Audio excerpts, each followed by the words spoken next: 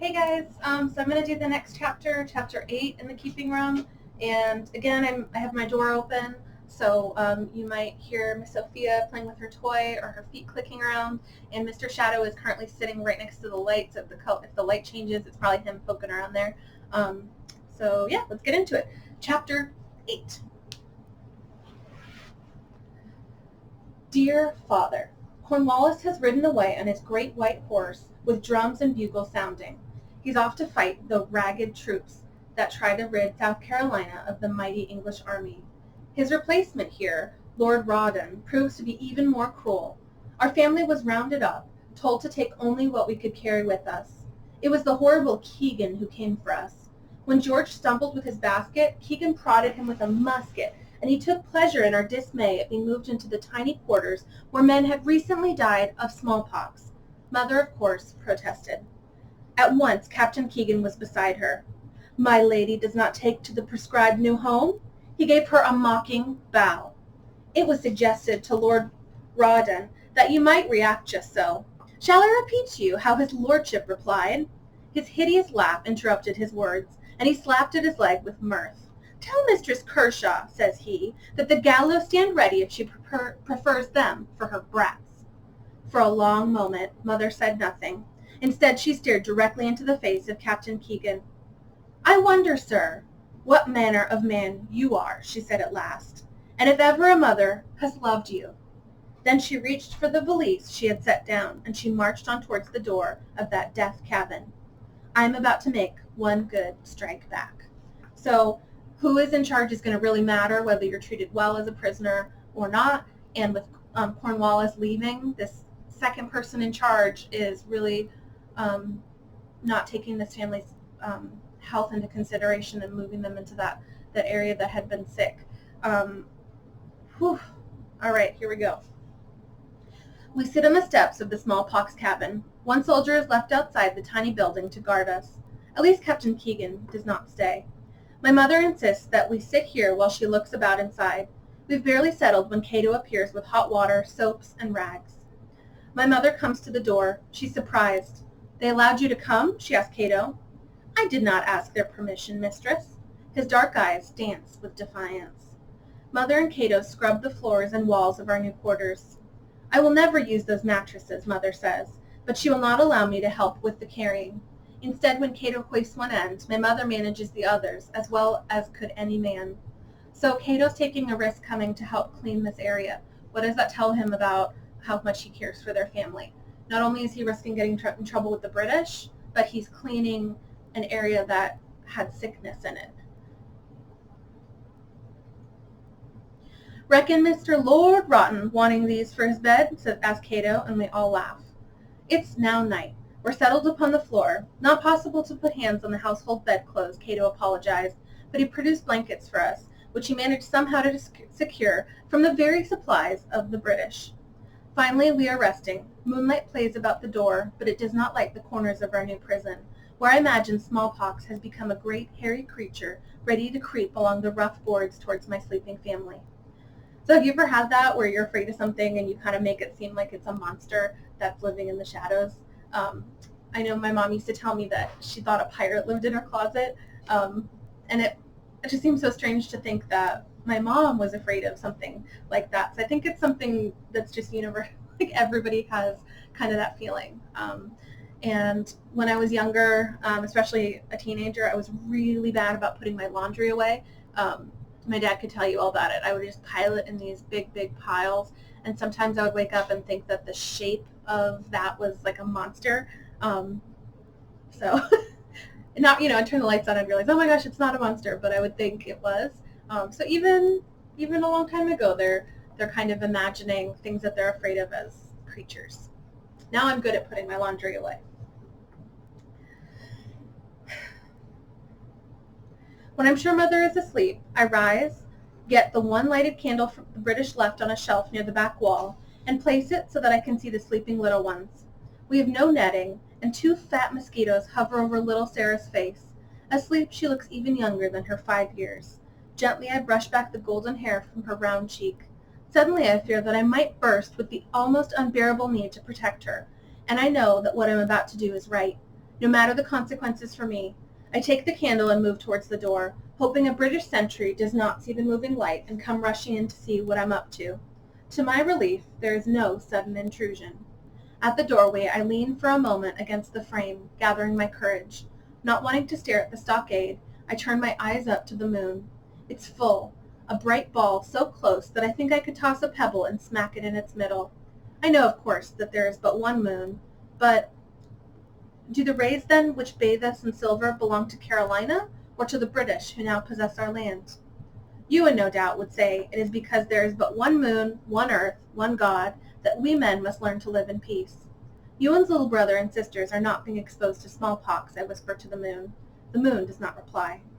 In order to give my family a needed rest, I've decided to wait until just before dawn to carry out my plan. Perhaps I will sleep just a wink or two myself. I slide down to the floor, and with my legs spread across the doorway, I finally float off into slumber. I wake just as the bright spot appears over the roof of our ballroom, which is now filled with British soldiers asleep on cots. I remember how the smell of their burning tobacco alarmed my mother. It will be only by God's mercy, she said to me one night, if some worn soldier does not fall asleep with his pipe and set fire to all of us. I smile and think that it may be God's mercy that I have had this idea, and I now know I will need this mercy to carry it out. So what do you think he's trying to do? Do you think he's going to be successful? Do you think he's going to fail? Make a little prediction, and if you want to pause the video and write it down. First, I spread my blanket near the door. Neither Sarah nor baby Rebecca stir when I move them to the blanket beside the door.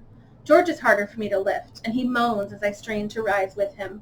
I freeze, certain that my mother will wake, but perhaps because of her day spent scrubbing the cabin, she does not. There's no way to move Mary without waking Mother, so when George is settled beside the two smaller ones, I'm ready. After assuring myself that Mother remains asleep, I take the candle and the blanket upon which George slept to the back corner of the cabin. I hold my breath for the moment it takes the twisted blanket to light. First there's a thin thread of smoke. Then in an instant a bright flame reaches towards the sacking tacked to the cabin wall. I struggle with the impulse to smother the flickering red spot as it touches the sacking, but a fitful cry comes from George as he turns against the hard floor. I remember that I'm doing this thing for my brother and sisters. So what did he do?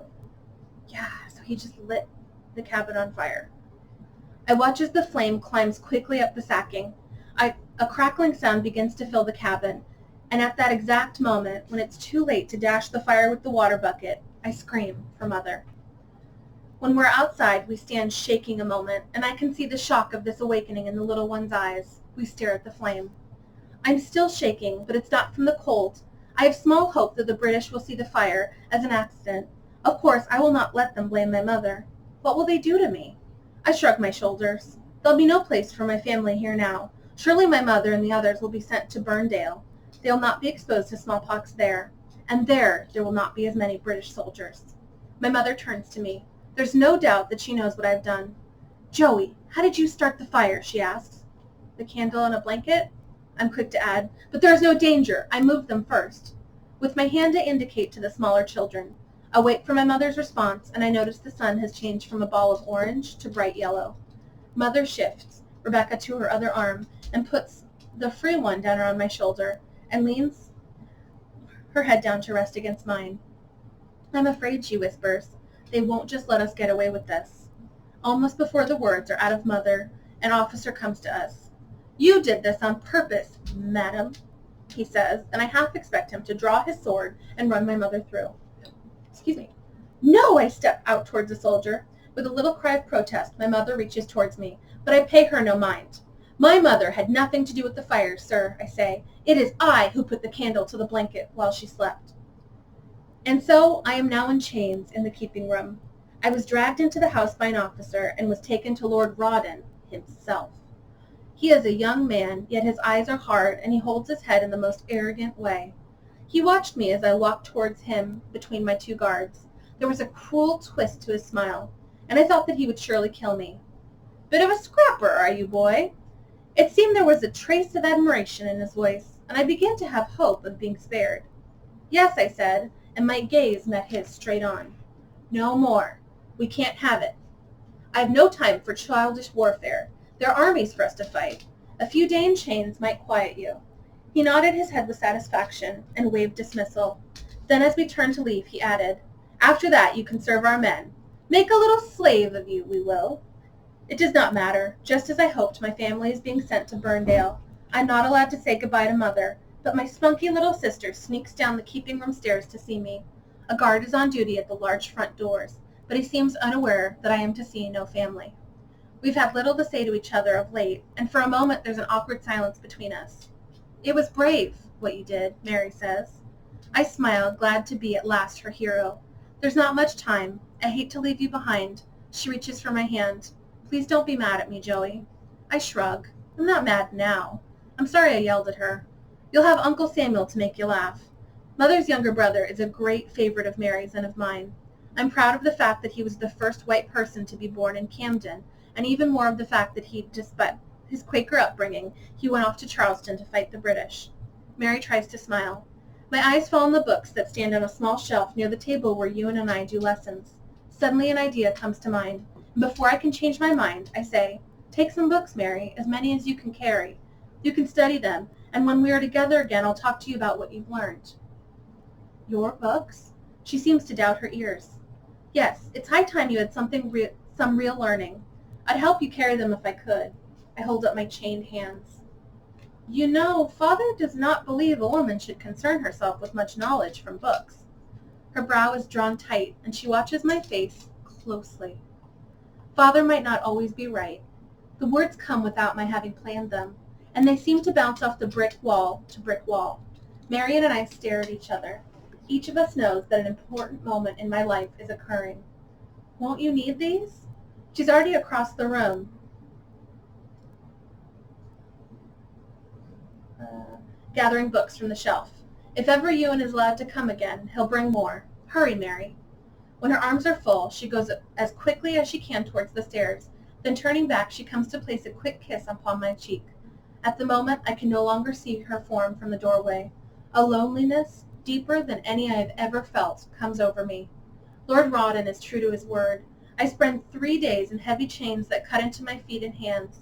Cato smears a thick yellow salve on my wounds, and he brings me a mat like his to spread upon the floor at night. On the first night, I lie awake for many hours. I think Cato is sleeping, but he speaks into the darkness that surrounds us.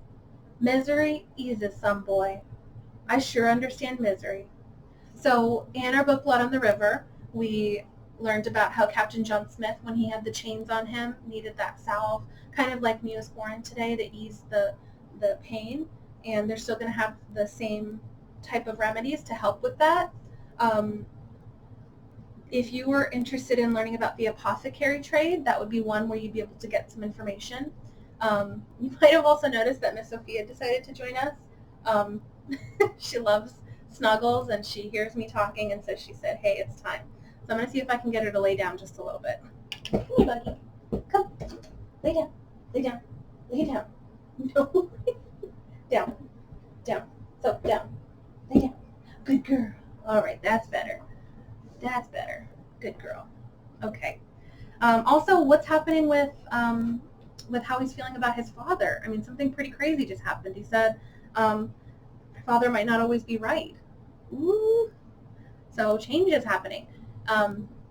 Giving books to his sister when his father didn't think that was important. Very brave. All right.